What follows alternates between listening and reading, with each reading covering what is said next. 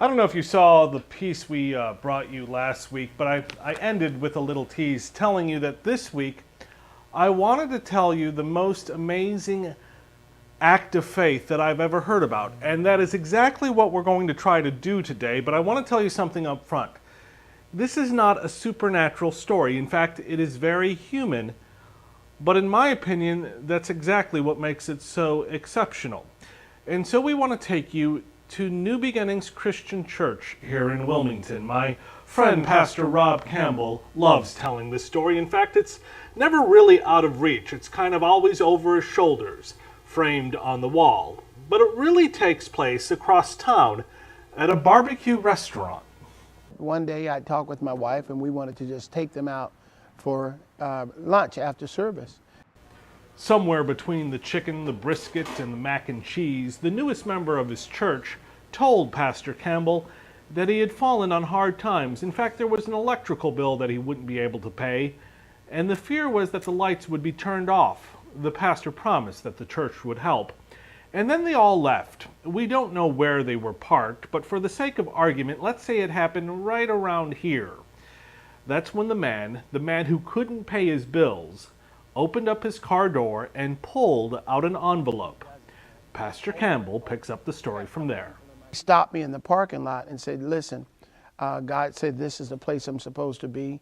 And even though we've had all of these struggles and all of these problems, in the time that we've been without a church, I've been keeping my tithe and my offering because it belongs to the Lord. And today this is my church and I want to give it to you. Right there in the parking lot, he shared that with me and gave me this yellow envelope with money in it. I brought it back to the church and gave it to our accounting team. They counted it. It was almost $10,000. And that's what those pictures are in Rob's office, a framed documentation of the gift. Until now, few people have known the name of the young family who kept the faith. Until now. Meet Jarrell and Lucretia Bellamy. We wouldn't take our money and spend it on other things until it went to God first. You can't measure faith when it's convenient. It matters the most in times of struggle.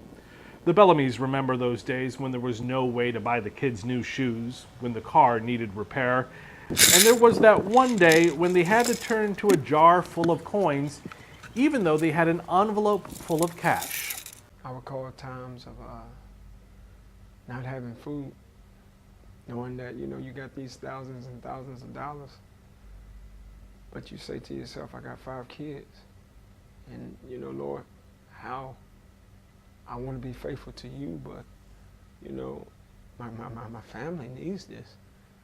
And I tell you, it's been some trying times, but I always knew that God was our source. And I remember just, one day we needed bread, oatmeal for my son.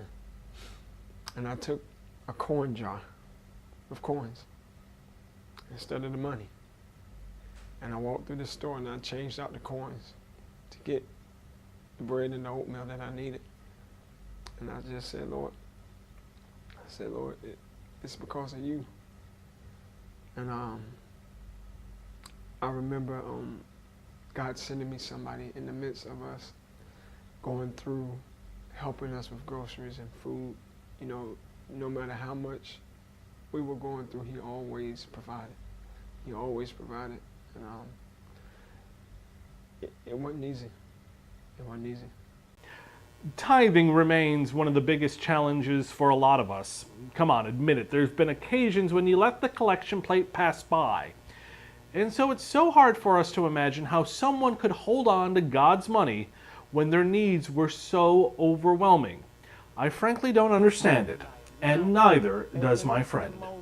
I call it a miracle seed. I don't know, I'm the pastor. I don't know that I could have had what I needed to pay a bill, but would be so committed to Christ that I would have given it.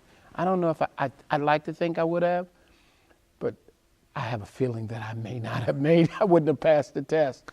It's just amazing to me. It just, for me, it was one of those moments that I've rarely seen that kind of faith.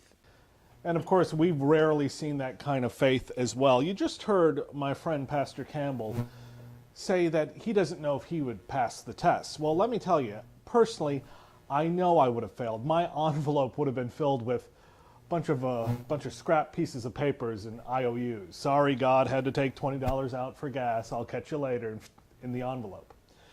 Let me connect some of the dots that may not have been clear in our story. One of the reasons that the Bellamy's were going through such a financial difficulty at the time was that this story, that money was gathering shortly after Jarrell was placed on layoff. His company went through a downsizing, and he was one of the people who were cut. He has since found work and is back on his feet. But all of that is happening while he is collecting unemployment. So he is tithing from his unemployment. And you may have noticed in the pictures that all of the money had Post-it notes on them. The notes contained dates of where the money was coming from.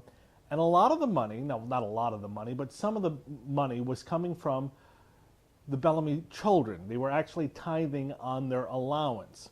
One of the things we're going to do in about 2 or 3 hours from now, right around lunchtime today, is we're going to share with you larger parts of our interviews with both Pastor Campbell and the Bellamy family. It is an amazing story, and I think when you hear, we try to let the sound bites go a little longer than we normally do, but even with the larger version of the story, it's still not enough. So if you come back in a couple of hours, we're going to share with you the uncut versions of our interviews, because it really is a very special story, one that we're honored to be able to tell to you.